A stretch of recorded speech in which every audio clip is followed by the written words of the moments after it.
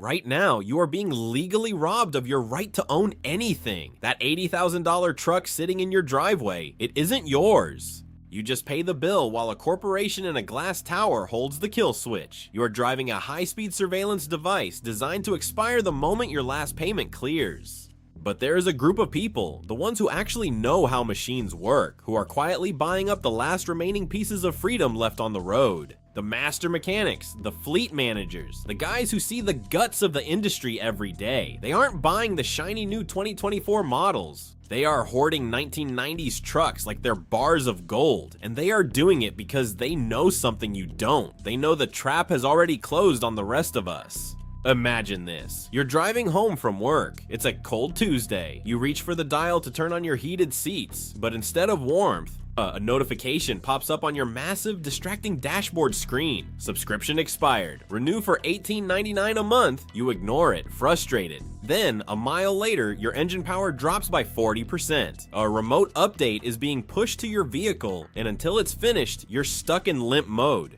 This isn't a dystopian movie. This is the reality of modern car ownership. You think you bought a vehicle, but what you actually bought was a temporary license to exist in a corporate ecosystem. You are a tenant in your own driver's seat. This is not a glitch in the system. This is the system. The enemy isn't just bad engineering. The enemy is a coordinated effort by automakers and tech giants to turn your mobility into a recurring bill. They've replaced mechanical linkages with lines of code that you aren't allowed to see. They've replaced longevity with planned obsolescence. They don't want you to fix your truck. They want you to dispose of it, but it gets worse. Modern trucks are essentially black boxes on wheels. Every time you hard brake, every time you go 5 miles over the speed limit, every time you even speak inside the cabin, that data is being harvested. It's sent to servers and sold to insurance companies to hike your premiums. It's shared with third-party data brokers. Your truck is literally snitching on you, and then there's the kill switch. Under the guise of safety and environmental regulations, the infrastructure is already being built to allow third parties to disable your vehicle remotely. Whether it's because of a missed payment, a government mandate, or a software error, you can be stranded in your own driveway at the push of a button. Here is the part nobody tells you. The check engine light has become a profit center. In a modern truck, a sensor the size of a thumbnail can fail and render the entire vehicle undrivable. To fix it, you can't just grab a wrench. You need proprietary dealer-only software that costs tens of thousands of dollars. They have locked the hood of your own car from the inside out, and this is where it becomes dangerous. We are losing the ability to be self-sufficient. We are trading our freedom for touchscreens and plastic chrome, but while the general public is being lured into the debt trap of 84-month financing, the insiders, the top 0.1% of mechanics, are looking backward. They are searching for the analog loopholes. Vehicles built in a window of time where engineering peaked, but the digital cage hadn't been built yet. There is a forever list, a specific list of trucks from the 1990s that mechanics are quietly snapping up before they disappear forever. These trucks don't have kill switches. They don't track your location. They don't have subscriptions. If they break, you can fix them with a basic set of tools in your own driveway. They were built by engineers who were told to make things last, not by accountants who were told to make things fail. This is the loophole. This is the hidden truth that keeps you on the road while everyone else is stuck in a dealership waiting room. The first king on the list is the 1994 to 1998 Dodge Ram equipped with the 12-valve Cummins diesel engine. Mechanics call this the Holy Grail. Why? Because it features a P7100 mechanical injection pump. That means the engine doesn't need a computer to run. You could hit this truck with an EMP and it would keep idling.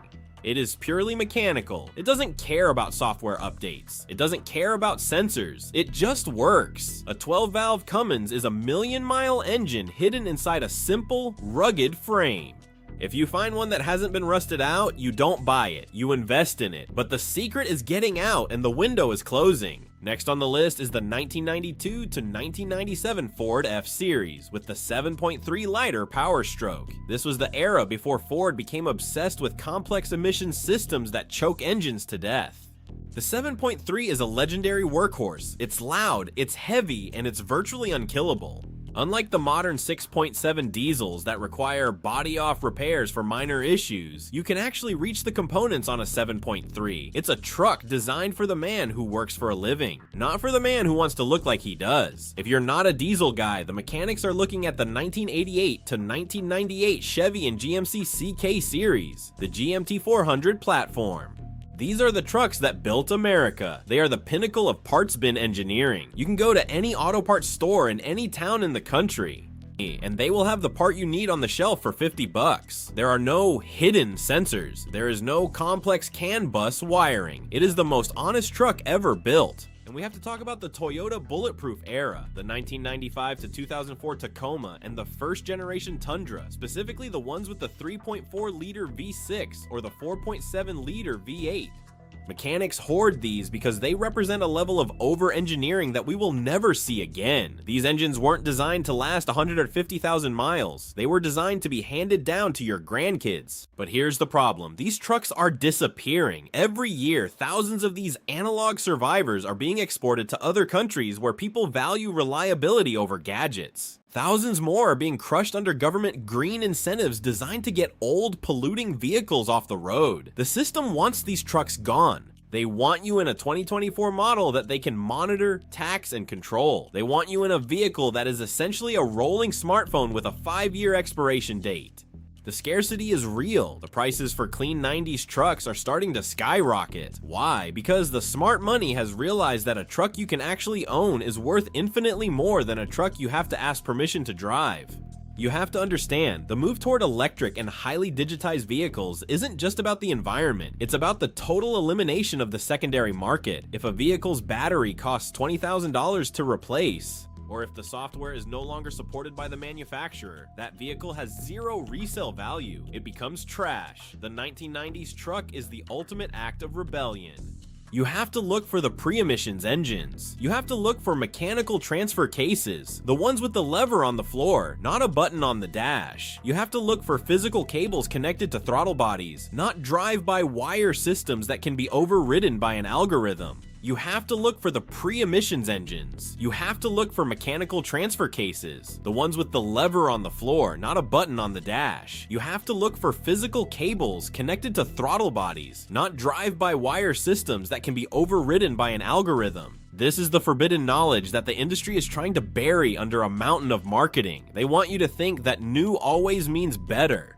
They want you to believe that a 12-inch screen is a fair trade for your privacy and your bank account, but it gets worse. As these 90s trucks become more desirable, the parts manufacturers are being pressured to stop producing the high-quality components needed to keep them on the road. The system is trying to starve these vehicles out of existence. If you are reading the signs, you know the window is closing. The era of mechanical sovereignty is ending. Within the next 10 years, unconnected vehicles will likely be taxed higher, or perhaps even banned from certain city centers. The mechanics have already made their choice. They have their forever trucks tucked away in their garages. They are stocked up on filters, gaskets, and manual steering racks.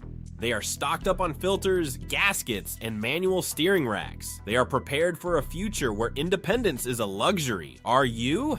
They are prepared for a future where independence is a luxury. Are you? What was the last real truck ever made? Was it 1998? Was it 2006? Tell me in the comments. And don't just give me a model. Tell me the exact engine that you would trust to take you across the country if the grid went down tomorrow. Let's see who actually knows their iron, because the truth is, once these trucks are gone, they aren't coming back. The factories have been retooled. The engineers who knew how to build them have retired. We are living on the leftovers of a greater civilization. But don't think for a second that this subscription trap is limited to your garage. The same thing that happened to your truck is happening right now in your living room, your kitchen, and even your front door. The same thing that happened to your truck is happening right now in your living room, your kitchen, and even your front door. If you think the kill switch in your truck is scary, wait until you see what they've done to your house. But that's a story for the next time we pull back the curtain. Until then, keep your tools sharp and your analog sensors clean. The system is watching, but it can't stop a man who knows how to fix his own machine. The system is watching, but it can't stop a man who knows how to fix his own machine.